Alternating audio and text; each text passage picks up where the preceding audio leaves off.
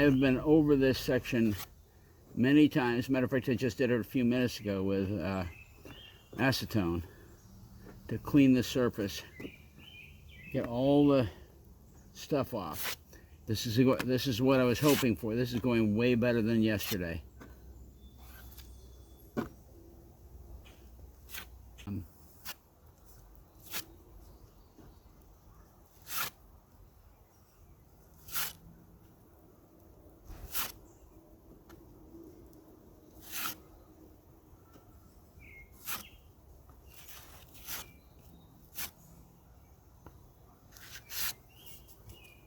Get some over here on the starboard.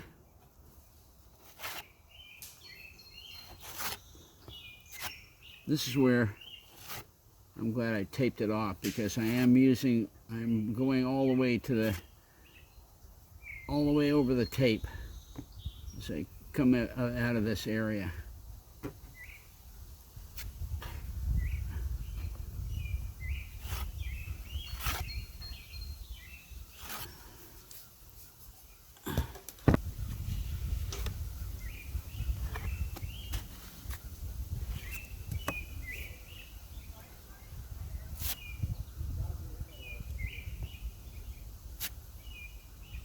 Tell you what, I'm so sick of pine needles.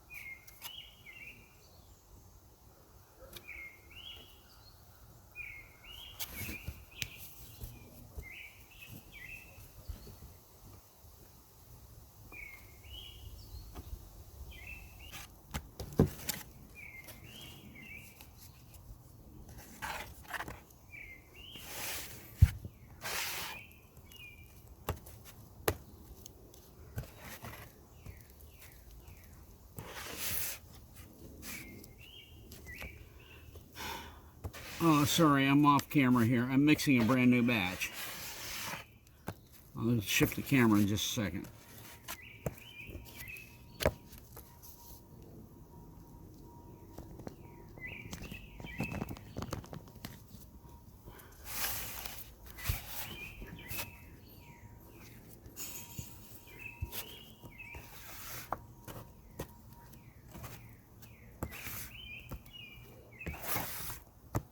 I'm getting better at this.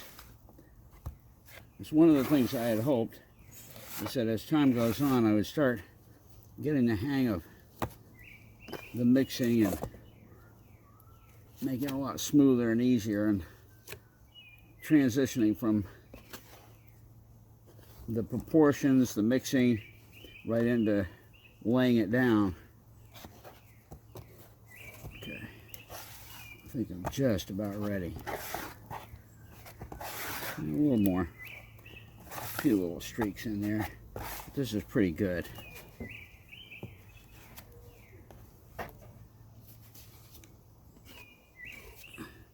Like I said, anybody wanting to learn how to use Total Fair by Total Boat, go watch Andy do this.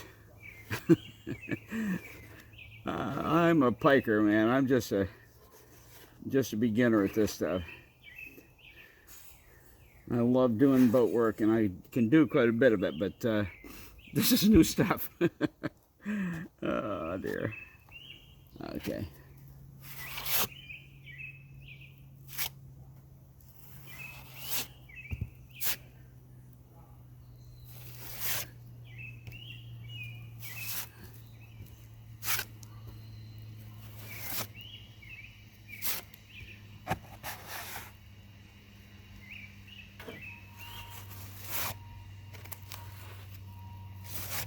I wish somebody could be filming this besides me on a stable platform here, because whole lot easier to see what I'm doing.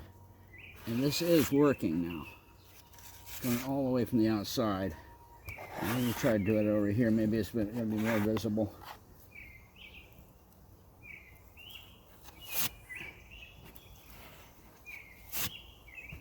See, there's quite a drop right there.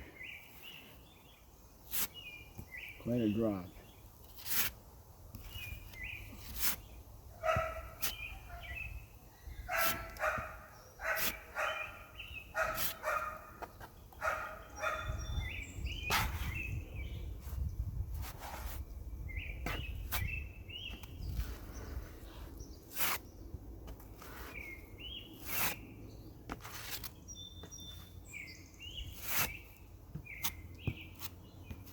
Right there, boy, that's a dip.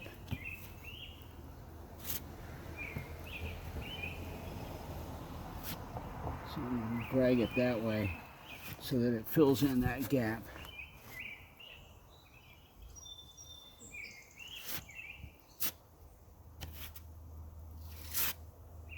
Even now I can see that gap.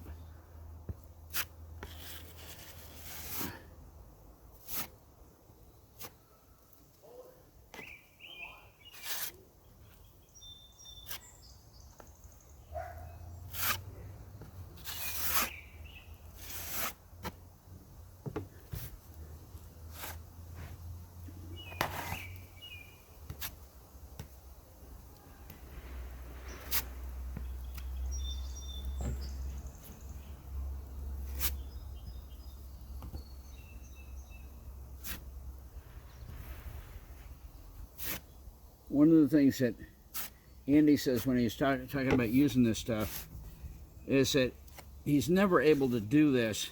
Well, let's put it this way. From what I remember him saying, he's never able to do this in just one coat. In other words, the first coat goes down, you're dealing with lumps and bumps and that kind of thing, but he takes almost each time takes a second coat down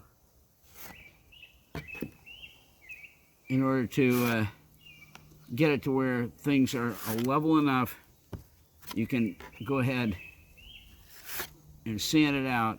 Well, you're going to sand it in between coats anyway, but level enough to where you're getting pretty close to home. And this is coming out so much better than last night. Can't believe it. I was so discouraged last night, guys, and I apologize for sound like a negative Nancy or whatever we want to call her. It was distressing. I'd never used this stuff before, and man, it just kind of stressed me out. I don't know if that's the right word. Let's put it this way. It made me feel like I wasn't at all happy with the work I was doing. And that's not a good thing. I tend to be a stinking perfectionist, and if I'm not happy, nobody's happy. And, I'm not saying I'm perfect, but I expect a certain level out of my work. Wow, this is so much better than last night. I don't believe it.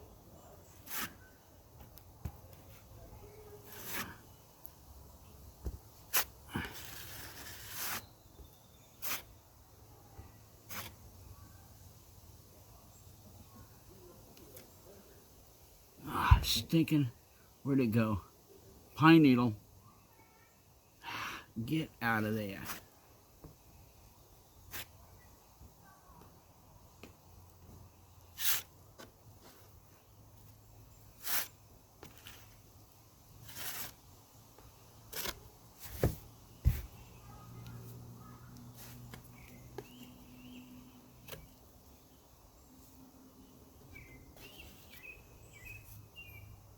Definitely starting to get the hang of this, though.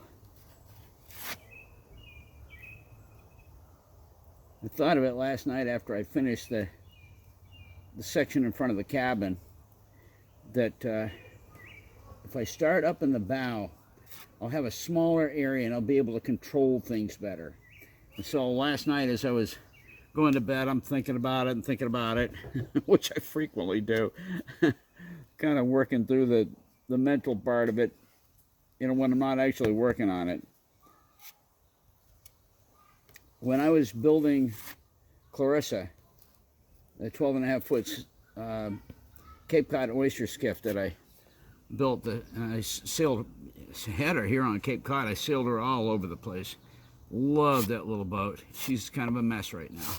But anyway, when I was building that boat, I would go to bed at night thinking about the next steps of what I needed to do in the building of the boat. I would dream about it during the night. Exactly what, in other words, I would take it right from thinking about it as I was going to sleep to dreaming about it, and I would wake up in the morning and I would have remembered what I dreamed about and be able to go out and start working on the boat. And it was a continuous process. By the way, it's the only time I've ever done that. But I was so into building that boat that it was just kind of, yeah, just concentration. Anyway. Okay. We are doing pretty well. Pretty well. I'm not happy with that one little spot right there. But you know what? One thing at a time. And if we have to come back and sand and do a second coat, we'll do it. Okay, what I'm going to do, I think I'm going to take a brief break here, take these gloves off, get new gloves on, mix up another batch, and we'll be right back. Oh, by the way, I'm going to go ahead and, while I'm taking these gloves off, get the camera from off the stand and show you how it looks so far.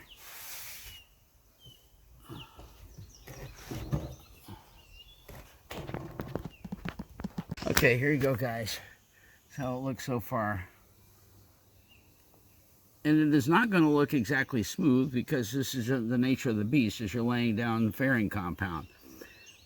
So, but the beauty of this stuff is it's easy to sand, fairly easy compared to other fairing compounds. And we're getting all the lumps and bumps that, like there was a real dip right there behind the breast hook. And that's basically gone. And little by little, we are just getting this done. I'm all the way out to right there. And I got quite a bit back behind me that I'm going to do. But you know what? This is going very, very well. So let's, I'm going to shut this down, get some new gloves on, mix up some compound, and we'll be back to you. Well, guys, this is a lot better than yesterday. I feel a whole lot better about it. And it's not supposed to look absolutely smooth because you got sanding to do. But I think after one sand out here, maybe another skin coat, everything down back to, oh, we're 3/4 of the way back to the deck here. This is looking sweet. So tonight, rather than hassle with trying to keep cleaning up some of my tools, I'm chucking some of my tools.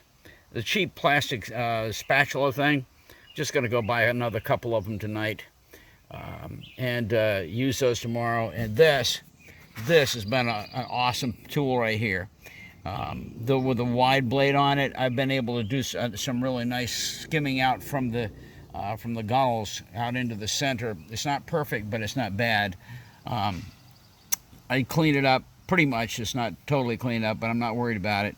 The one problem with this tool, and I may buy another one if I can find it, is right there. That little nick, you wouldn't think it, but that little nick leaves a score in the finish as it's getting laid down.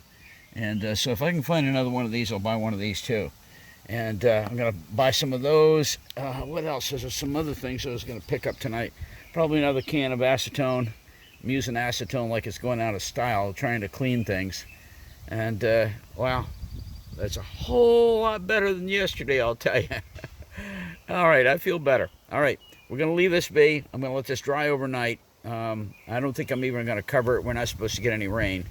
And the wind is blowing. He's going to knock some pine needles down, but they'll sand out. So excellent. I'm getting down off of here. We're going into supper. Well, guys, this is the end of the second day of work week, and good day. Good day. As you know from the partial video, I'm tired. The partial video of the end of day one, where I was trying to learn the basics of applying fairing compound and not doing very well. I was just really discouraged about that. But then today, I had reasoned it out during the night. I'm going to start all the way up in the peak, right just up behind the breast hook. It's smaller, it's more controllable, and so I did that today. And boy, what a difference. What a difference it made.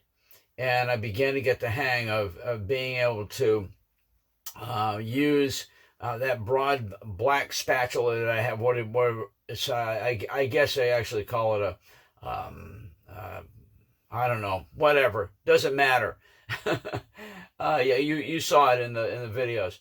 I began to use that with a much larger quantity of the fairing compound and draw it out smoothly. And boy, what a difference! What a difference! You know, it ain't perfect up there, but the second day's application makes the first day's application look like a sicko.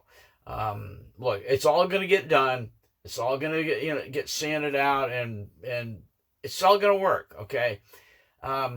So tomorrow, we're going to be right back on it. I'm going to let it warm up a little bit. By 5 o'clock tomorrow evening, we're supposed to start getting thunderstorms. So I want to get this done early. Supposedly 3 hours is all it takes to pretty much set. It's not hardened, but set to the point where you don't have to worry about it a whole lot. And once I get that done early in the day, then we can go ahead and just pull the tarp over it and just let it be. And so what if we got some thunderstorms? It looks like should be starting about 5 o'clock and ending about midnight. And after that, no more thunderstorms, and Thursday looks better. So anyway, that's it, guys. Much better day, much better. And I'm excited because I finally think I've got the hang of this. Mixing up the fairing compound and applying it, just a whole lot better. Oh, I bought some new tools tonight. Like I said, I went up to Home Depot and I got cheap plastic. What do they call this thing? I think it's like a putty knife or something like that. And then instead of that black one, because I mentioned that the black one had a notch in it that was leaving a kind of a mark. Although anything I put down with that was leaving a drag mark across it. So anyway, I went out and got this. This is only $11, and this is actually a drywall guy, what drywallers use for applying spackling on a drywall. And it should work just great and clean up a whole lot easier than plastic. So I'm looking forward to using this tomorrow with the fairing compound. It should work fine. All right, guys, I think that's it for tonight. Thanks for stopping by Restoring Little Girl. And we're going to button up the old girl, and tomorrow morning we're going to be right back at it and try to get that foredeck finished up.